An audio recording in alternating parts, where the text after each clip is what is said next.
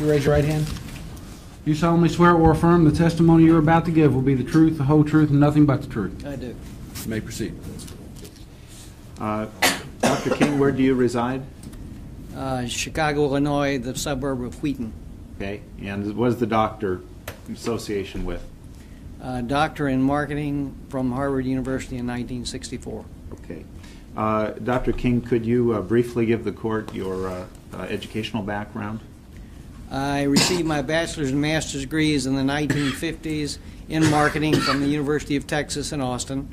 I then worked with corporate America for a number of years, decided to return to academic life, went to Harvard and got my doctorate, and then left there and went to Purdue University and was on the faculty in the Krannert Graduate School of Management for 17 years.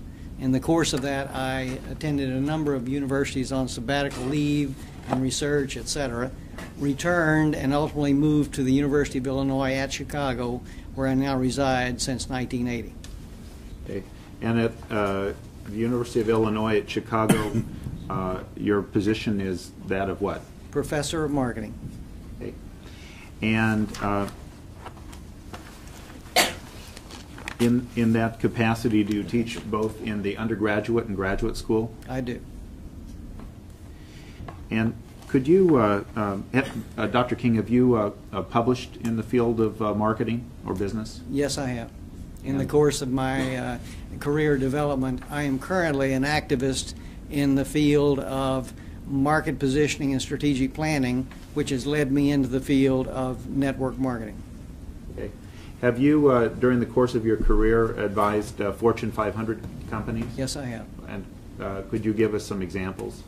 I maintain an active consulting practice since 1964 in the general area of marketing management, and more recently have moved into the areas of strategic planning and market positioning.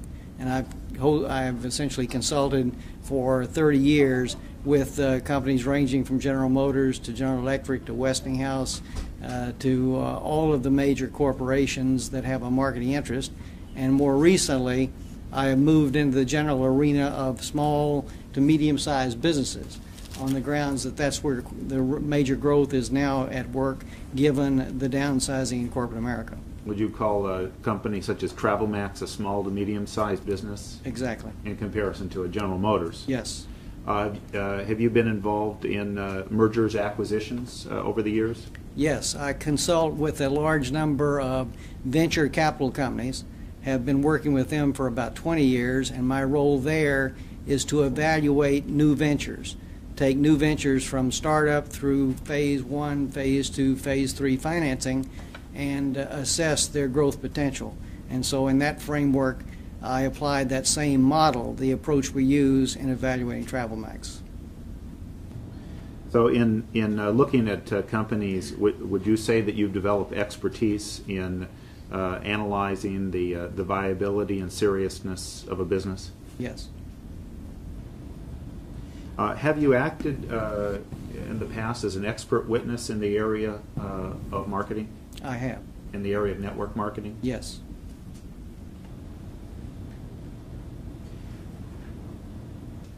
Could you explain to the court how you developed an interest in the area of network marketing?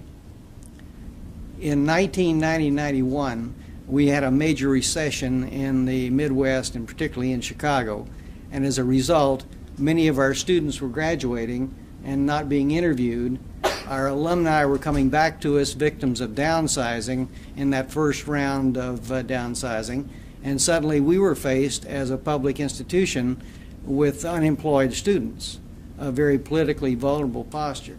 So the end result was my dean came to me because of my outreach experience and asked, were there other career alternatives to replace traditional business? And so I went out into the market and started looking. I looked at starting your own business. I looked at the home-based business alternative from stamping envelopes to desktop publishing. I then moved from there into franchising, moved from franchising into direct selling. In that arena, I found network marketing. Now, I was extremely skeptical. Being a Harvard graduate in this industry, it is rumored that they teach network marketing at the Harvard Business School. That is a classic industry lie. They do not. The end result was that I came out of that Harvard environment with no background in network marketing whatsoever. So when I ran across network marketing, I was immediately cynical and skeptical. And my students who were working with me on this search process challenged me and said, "Why are you so negative on network marketing?" And my response was, "I'm not negative on network marketing, I just don't know anything about it." Whereupon one of my students said, "Let's go to the library and learn." I then turned back to him and said, "I know enough to know, I don't want to know any more." And he said, "Based on what?" Well, I had known a number of network marketing companies in the South during my youth. They sold shoe polish and soaps, etc. Good companies, but not companies that I felt our graduates should be working through after 4 or 5 years and thousands of dollars of education. So I had a negative attitude. The student challenged me, and he said, "Professor, if I gave you that answer based on no more information than you have, you'd give me an F." And that was confrontation. Now, the student got my attention because I thought I had a mastery on information. The end result was that we went back to the drawing boards. 6 months later, we had done due diligence. I had looked at the major companies. I became an evangelist. We started teaching network marketing at the University of Illinois in 1991 in our curriculum. And subsequently, we started running the first seminar for our network marketing practitioners in the world. And that seminar has now been run 6 times since 1994. We've graduated 600 participants. We're now taking that seminar to Asia in the spring. And we've established a new bench line for professionalism in the industry. And that seminar at University of Illinois has some accreditation. Yes, through it's a the University of Illinois. certification seminar sponsored by the university. Over the last several years, since your interest in network marketing, have you conducted interviews with individuals involved in this type of industry? We have interviewed over 5,000 people over that 5-year period. And the issue has been to develop an information base and a thorough understanding, because we have to justify the university's involvement in this program on an ongoing basis, because the country is uninformed and skeptical. Why is a major institution like the University of Illinois at Chicago supporting this scam operation?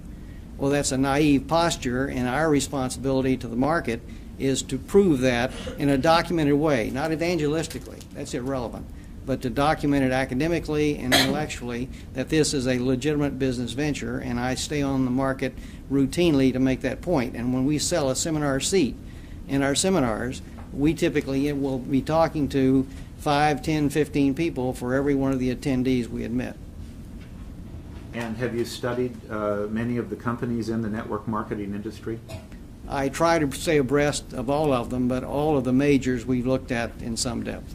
And would you say that you've developed expertise from a marketing standpoint and an academic standpoint as to the criteria that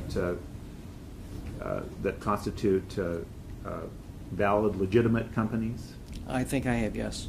As opposed to illegitimate pyramid recruitment schemes? Yes.